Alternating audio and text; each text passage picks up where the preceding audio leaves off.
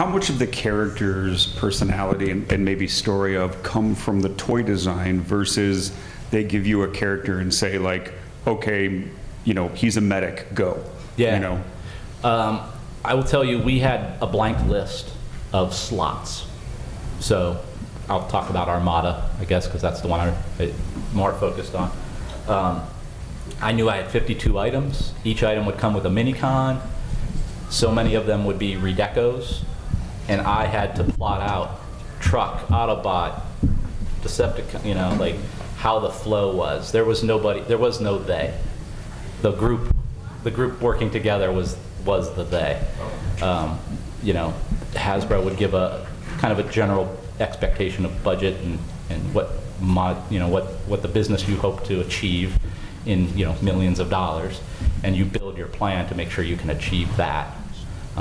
So that's how the decisions would get made about, we need 52 items then, you know, and if between $5 and $80, and you know, well, this has to come out more for Christmas, so that comes out here because it's a high price item that'll be in a commercial, so it comes later in the year, you know. So there's all these big plans that we just inherently just knew how to do, I guess. Did that answer your? Kind of. I meant with more of like the development of the character. Yeah. Like, so okay, this is his personality. Does that come from the toy design? We would always pitch characters as characters. So we would rarely, as designers, go, here's a new truck, and here's a robot. We would say, this is a race car driver truck, and he's got graphics on his truck as a result, and his head design is going to have a helmet, and stuff like that. So, and then we'd work with Forrest Lee, who maybe some of you have met over the years, who did copy, still does copy at Hasbro, or is in charge of the copy now. And his bio would feed into that a little bit. Going back to the back and forth with Takara as well, we were working with them. So, okay, not all characters are equal between the two markets. So we kind of, okay, we need a pickup truck for our market, and it can be this character that doesn't matter to you because you probably won't put a pickup truck in your market because you don't have pickup trucks. You know, so there's these little things that, you know, go back and forth because the Americans weren't going to buy a Japanese pickup truck, and the Japanese don't want an American pickup truck. So we'd have these weird back and forths, and like you'd see the give and take, like where there's some kind of more Japanese styled things, and okay, we'll take that one, like Overload in Armada, you know, which is kind of more traditionally a Japanese build-on kind of concept. And we were like, well, we don't really promote the line that way, but we'll make that item anyway. And they got their thing, and we got ours. The writers would write the story, but the personalities and names were likely generally set by the creative team.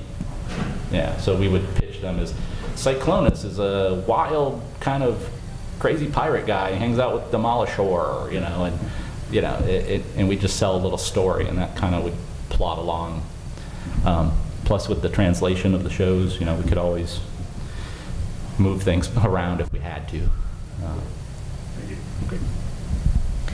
So you've kind of touched on this a little bit about the design process. So just wondering what your biggest obstacles that you ran into, like in terms of workflow or getting concepts approved, that kind of thing.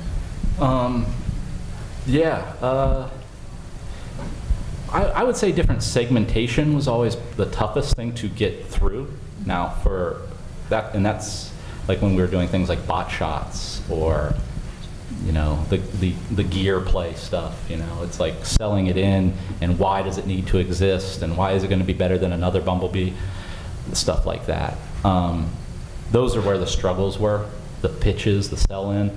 Once we got the nod, and on a brand like Transformers, we just attacked the problem, and whatever obstacles came up, but we just went through them. You know, there were weird things that I don't even know if they make sense to talk about, but you know, the engineering schedule Takara's on to get the products done through engineering was just a different schedule than the engineering department at Hasbro. So it always created a, are they late? Are they late? Well, no, they're late in our system, but not late in their system. So those were things that were aggravating for me being in a leadership position, having people constantly wonder if you're getting your products done, because they're looking at it from a Hasbro point of view. But you're working with the Japanese going, it'll get done. And it always got done. So that was a stress, I guess.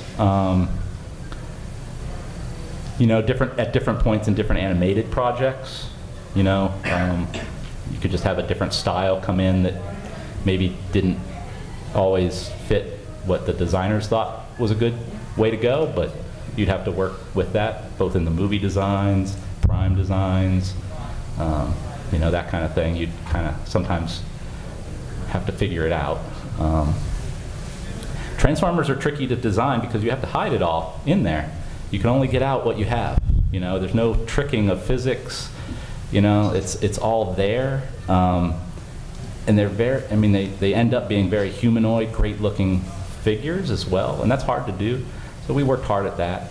I don't know, does that help? Yeah. Like I said earlier, we really were streamlined. We didn't really have too many walls thrown in front of us. Now, if I was here telling you about G.I. Joe right now, I would have a whole different conversation about the obstacles and challenges and walls and everything else. The lack of support and trust and worry and everything else that goes into a brand like that. But for Transformers, Takara had been doing it for decades. The team at Hasbro, in various ways, had been doing it for decades. And we were, you know, during my time on a nice run, so I didn't have too many speed bumps. We'll see what they have after this last minute.